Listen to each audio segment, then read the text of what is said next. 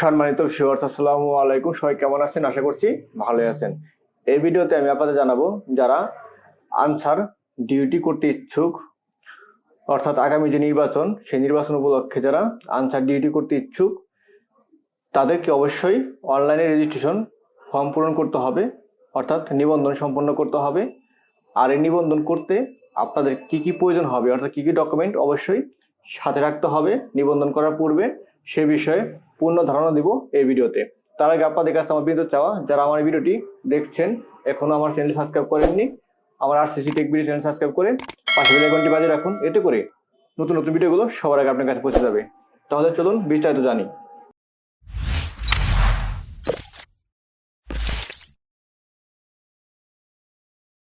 প্রথমত প্রয়োজন হবে আপনার একটি সচল মোবাইল নাম্বার। অবশ্যই সেই নম্বরটি আপনার নিজের হতে হবে, অন্যের মোবাইল নাম্বার ব্যবহার করবেন না।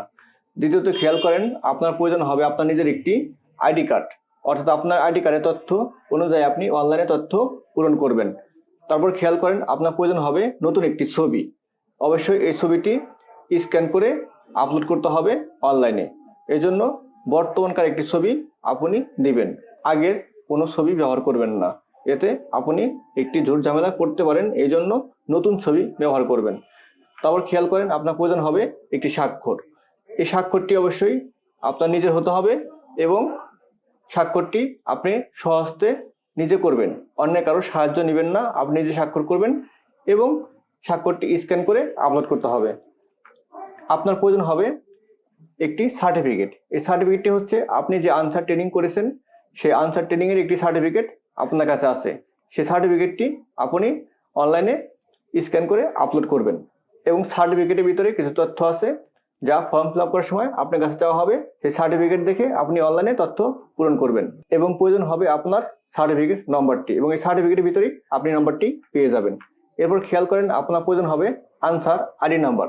যাদের আনসার আইডি নাম্বার আছে তারা আনসার আইডি নাম্বার দিবেন, যাদের আনসার আইডি নাম্বার নেই তাদের দেওয়ার কোনো প্রয়োজন নেই। এরপর খেয়াল করেন 100 টাকার শেয়ারের কমিক নম্বর। যারা ইতিপূর্বে আনসারে 100 টাকা শেয়ার ক্রয় করেছেন ব্যাংকের মাধ্যমে, সেই ব্যাংক হতে আপনাকে একটি কাগজ দিয়েছে, অর্থাৎ শেয়ারের কাগজ দিয়েছে।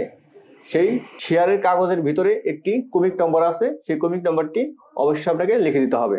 আর যাদের এটা নেই তাদেরকে লেখার কোনো প্রয়োজন নেই, যাদের আছে শুধু তারাই ঘরটি ফিল আপ করবেন। এরপর খেয়াল করেন মোবাইল ব্যাংকিং এর তথ্য। এখানে আপনি যে আনসার ডিউটি করলেন সেই ডিউটির পেমেন্টটা যদি আপনি মোবাইল ব্যাংকিং মাধ্যমে নিতে চান, তাহলে আপনার বিকাশ বা রকেট বা অন্যান্য যে গেটওয়ে আছে যে কোনো একটি ব্যবহার করে আপনি পেমেন্ট পেতে পারেন। এর জন্য এখানে আপনার ফর্ম ফিল আপ করার সময় আপনার মোবাইল ব্যাংকিং তথ্য চাওয়া হবে।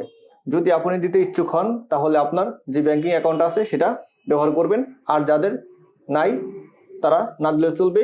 আর যাদের আছে তারপর দিতে ইচ্ছুক না তাও চলবে, অর্থাৎ এটা কিন্তু বাধ্যতামূলক না, দিলেও হবে না দিলেও হবে। আমার এই তথ্যগুলো যদি আপনার ভালো লেগে থাকে বা আপনি একটু উপকৃত হয়ে থাকেন, আমার চ্যানেলটি সাবস্ক্রাইব করে পাশে বেল আইকনটি বাজিয়ে রাখবেন। এতে করে নতুন ভিডিওগুলো সবার আগে পৌঁছে যাবে। ধন্যবাদ, ভালো থাকবেন। আবার আসবো আপনার জন্য নতুন একটি ভিডিও নিয়ে।